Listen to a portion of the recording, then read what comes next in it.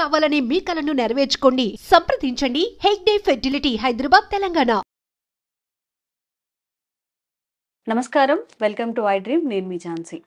మనందరి లైఫ్ కూడా before corona, after corona అన్నట్టు అయిపోయింది.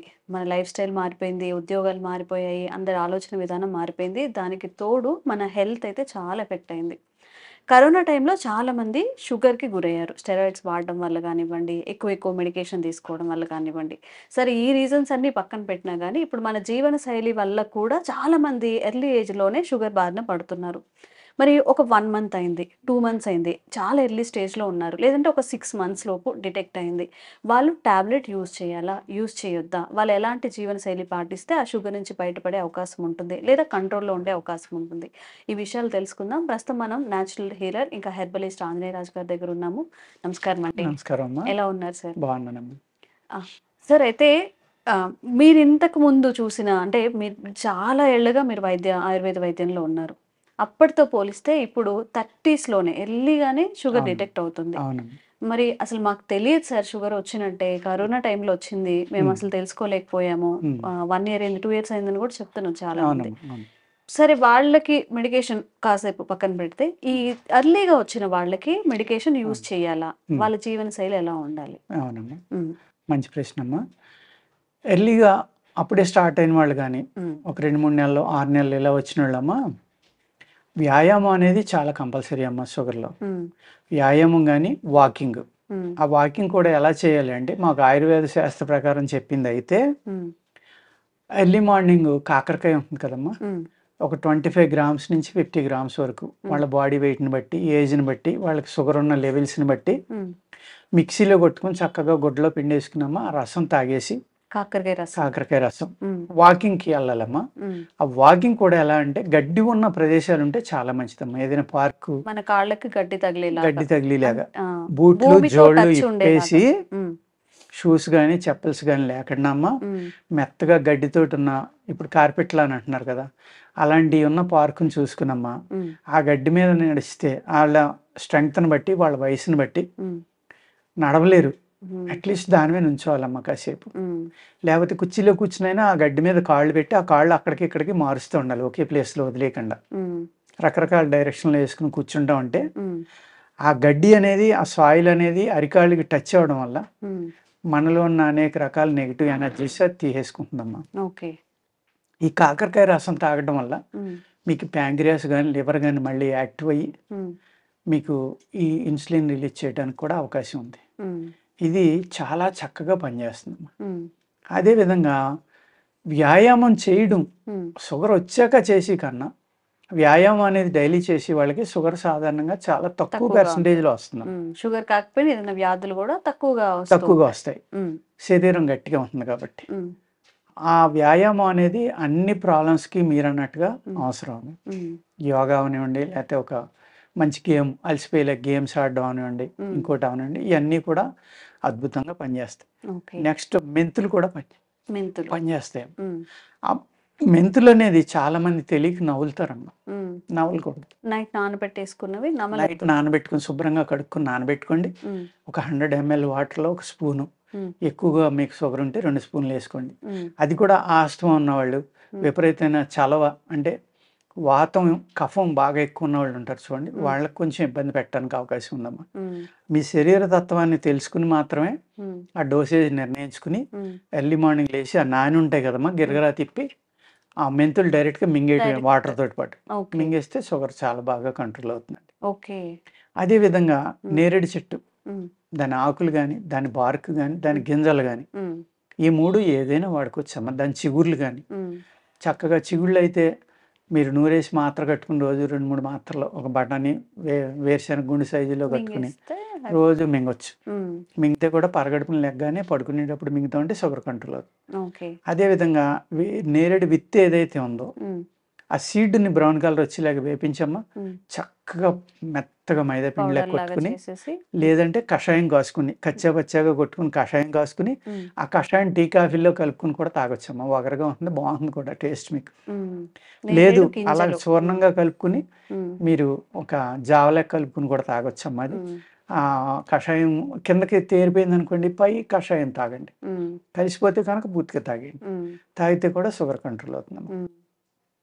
అదేవిధంగా ఈ షుగర్ రావడానికి కారణం ఏంటంటే వంశపారంపర్యంగా కొంతమందికి వస్తుందమ్మా. అలాగే వీళ్ళు లివర్ చెడిపోయి పదార్థాలు ఏవైతే ఉన్నాయో అతిగా వేడిగా ఆహారం తీసుకోవడం, భయంకరమైన కారం తినటం, అతిగా ఉప్పు తినటం, లేకపోతే ఆకలి లేకపోయినా విపరీతంగా తినేయటం, ఇటువంటి కారణాల వల్ల లివర్ చెడిపోవడం వల్ల, లివర్కి ఇబ్బంది అవడం వల్ల లివర్ ద్వారా ప్యాంక్రియాస్ కూడా ఇబ్బంది పడుతుందమ్మా. ఎందుకంటే ఇక్కడ టాక్సిన్స్ ఏవైతే ఉన్నాయో ఇది ఫిల్టరేషన్ సరిగ్గా లేనప్పుడు ఈ టాక్సిన్స్ ప్యాంక్రియాస్లోకి వెళ్ళడానికి కూడా అవకాశం. అప్పుడు అది గట్టిపడడం వల్ల మనం ఆహారంలో అనేక రకాల కెమికల్స్ తినటం వల్ల కూడా, పురుగు మందులు, ఎరువులు, అతిగా వాడిన ఆహార పదార్థాలు తినటం వల్ల కూడా వ్యాయామం లేకపోవడం, నడిచనే వాళ్ళు లేరు. పల్లెటూరులో చూసిన వాడి ఇంటికి పక్కనే ఒక 100 గజాల్లో పొలం ఉంటే 100 గజాల కోసం బండి తీసుకుని వెళ్తున్నారు. అంతే తప్ప 100 గజాలు కూడా నడవట్లేదు, లేకపోతే ఏదో ఒకటి మాట్లాడుతున్నారు కానీ నడిచి వెళ్ళే పరిస్థితే లేదు. అలాగే మిడ్ నైట్ వరకు ఈ ఫోన్లు చూడటం, టీవీలు చూడటం, అప్పుడు పడుకునే ముందర ఆహారం తిని పడుకోవడం, తిన్న తర్వాత యాక్చువల్గా ఆయుర్వేద శాస్త్రంలో 2-3 గంటలకి ఇవ్వాలి పడుకోవడానికి, మినిమం 2 గంటలు ఇవ్వట్లేదు కదా. రకరకాల ప్రొఫెషనల్ ఇబ్బందుల వల్ల ఇల్లు కానీ నైట్ వెళ్ళి తినేసి వెంటనే పడుకోవడం. సాగిన వాళ్ళు గ్యాప్ ఇవ్వట్లేదు, సాగని వాళ్ళు అంటే వాళ్ళకి తప్పదు వాళ్ళ లైఫ్ స్టైల్లో. వీళ్ళు కూడా ఏం చేస్తున్నారు, ఈ సీరియల్ పెట్టి కూర్చుని రాత్రి 12కి తింటాం, భోజనం లేట్గా తింటాం, ఉదయం 9కి లేవడం. నిజంగా సార్ పల్లెటూర్లలో కూడా ఇప్పుడు అలానే అయిపోయింది. పల్లెటూరులో భర్తకు భోజనం పెట్టి వాళ్ళు 100కి 90 మంది లేరమ్మ. టీవీ దగ్గర కూర్చుంటున్నారు, లేకపోతే ఒకవేళ పెట్టినా కానీ అప్పుడు టీవీ దగ్గర తెచ్చుకోమని అక్కడే వడ్డించి అక్కడే అందరూ ఆ టీవీ చూస్తానే. వాళ్ళు ఏం తింటున్నారో తెలియదు, కూర తింటున్నారో తెలియదు, పప్పు తింటున్నారో తెలియదు, మజ్జిగానం తింటున్నారో తెలియదు. ఆ విధంగా అసలు మానసికంగా ఏం తింటున్నాం అనేది ఫీలింగ్ లేకుండా ఆహారం తీసుకుంటే అది అసలు పనిచేయదు మా బాడీకి. ఆ టేస్ట్ కానీ, ఆ స్మెల్ కానీ, ఆ రికగ్నైజేషన్, నేను పప్పు తింటున్నానా, ఉప్పు తింటున్నానా, లేకపోతే ఆకుకూర తింటున్నానా, వంకాయ తింటున్నానా, బీరకాయ తింటున్నానా, ఆ ఫీలింగ్ లేకుండా తినటం వల్ల అది శరీరానికి వంట పట్టదు, లేకపోతే అరగదు. ఈ ప్రాబ్లమ్స్ వల్ల కూడా షుగర్ అవనండి, బీపీ అవనండి, కొలెస్ట్రాల్, అనేక రకాల వ్యాధుల్ని మనం కొని తెచ్చుకుంటున్నాం అనమాట. అదే మీరు సాయంత్రం 6 లోపల తినేయండి, లేకపోతే సూర్యాస్తమయానికి ముందరే తినేయండి, కాలాన్ని బట్టి మీ టైంను మార్చుకోండి, మీకు జబ్బు అనేది చాలా దూరం అయిపోతుంది. మీరు పడుకోవడం 2-3 గంటలు ఎలాగో గ్యాప్ ఉంది కాబట్టి.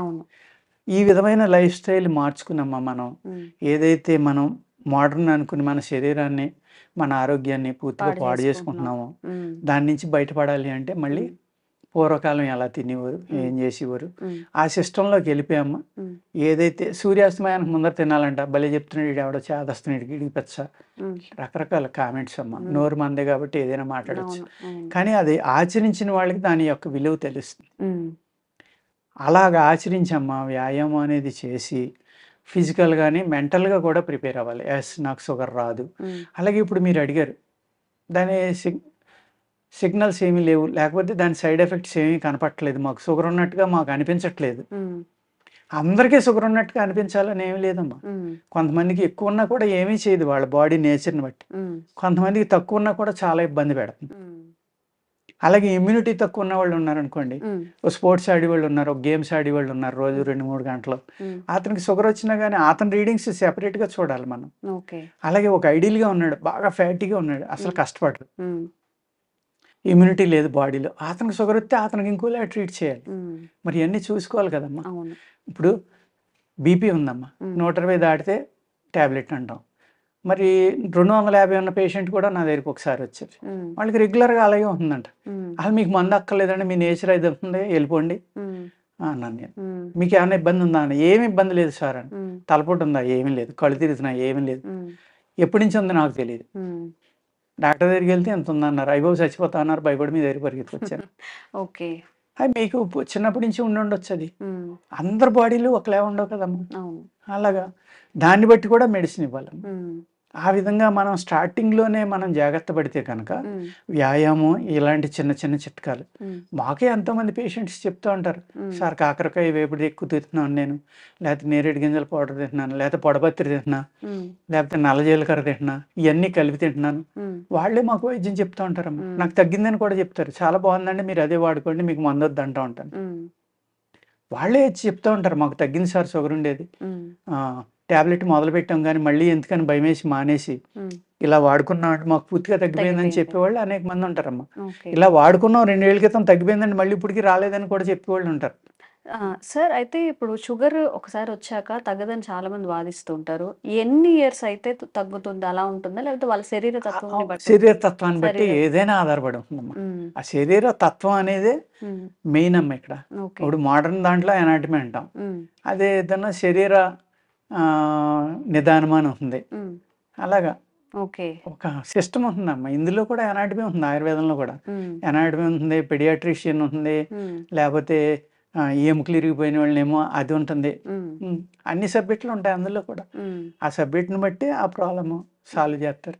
ఓకే. అలాగా. అందులో కూడా అన్నీ ఉన్నాయమ్మా. జంతు ఆయుర్వేదం ఉంది, వృక్ష ఆయుర్వేదం ఉంది. హ్మ్. జంతువులకి ఎలాంటి మందులివ్వాలి. హ్మ్. ఇప్పుడు మన పూర్వకాలం కూడా ఇప్పుడు వీళ్ళు పాండవుల్లో నకుల సహదేవులు ఉన్నారు కదా! హ్మ్. ఆళ్ళు విద్యలో చాలా గొప్పవాళ్ళని చెప్తారు. హ్మ్. వాళ్ళు అశ్వాల్ని ఎలా పెంచాలి? ఆటిలికి ఏ మందులివ్వాలి? ఏ జబ్బొస్తే ఏదివ్వాలి? ఆటిలిని ఎలా తోలాలి? హ్మ్. అది ఎలా మాట్లాడితే ఆటిలతోటి ప్రేమగా ఉంది? ఎలా డ్రైవ్ చేస్తే అది ఫాస్ట్ వెళ్తుంది. ఎళ్తుంది? హ్మ్. అది కూడా ఒక పార్ట్ అమ్మా. హ్మ్. అలాగా ఏనుగులకి ఏ మందివ్వాలి? ఆవులకి ఏ మందివ్వాలి? హ్మ్. అలాగా అయన్నీ పూర్వం ఉండేది ఆయుర్వేదం. జంతు ఆయుర్వేదం ఉండేది, వృక్ష ఆయుర్వేదం ఉండేది. హ్మ్. అన్నీ ఉండేయి అందులో. ఓకే. హ్మ్. సార్ నిజంగా మీరు చెప్పినట్టు 1 మంత్ అవ్వనివ్వండి, 4 ఇయర్స్, 5 ఇయర్స్ అవ్వని, 10 ఇయర్స్ అవ్వనివ్వండి, వాళ్ళ బాడీ టైప్ నుంచి మనం షుగర్‌ననేది వాళ్ళ శరీరతత్వం ఎలా రెస్పాండ్ అవుతుంది అవును. మెడికేషన్‌కి అనే అవును. దాని మీద ఉంటుంది. అవును. అండ్ అలాగే మీరు ఒక మాట అన్నారు. మానసికంగా, శారీరకంగా కూడా మనం సిద్ధంగా ఉండాలి. మనకి అవును. షుగర్ రాదు, అవును. తగ్గుతుంది అని చెప్పి. అనుకుంటే తగ్గుతుందమ్మా. హ్మ్. మనసే కదా శరీరాన్ని కంట్రోల్ చేసేది. హ్మ్. మీరు పాజిటివ్ థింకింగ్‌గా ఉంటే హ్మ్. చిన్న చిన్న చిట్టాలు వాడుకున్నా తగ్గిపోతుంది. తగ్గిపోతుంది. ఆ! ఓకే. ఆ! సో, ఇదండి మన మనస్సుని దృఢంగా ఉంచుకోవాలి ఫస్ట్. ఏదైనా మన లైఫ్‌లో ఏది సాధించాలన్నా, ఒక డిసీజ్ తగ్గాలన్నా, లైఫ్‌లో ఒక గోల్ సెట్ చేసుకొని ముందుకెళ్ళాలన్నా మానసికంగా దృఢంగా ఉండాలి. ఈ షుగర్ విషయంలో గానీ, ఏదైనా గానీ మన డిసీజ్ విషయంలో గూడా అదే పనికొస్తుంది. సార్ నిజంగా ఈరోజు చాలా, చాలా విలువైన సమాచారం అయితే ఇచ్చారు. Thank you sir. నమస్తే అమ్మా. హ్మ్.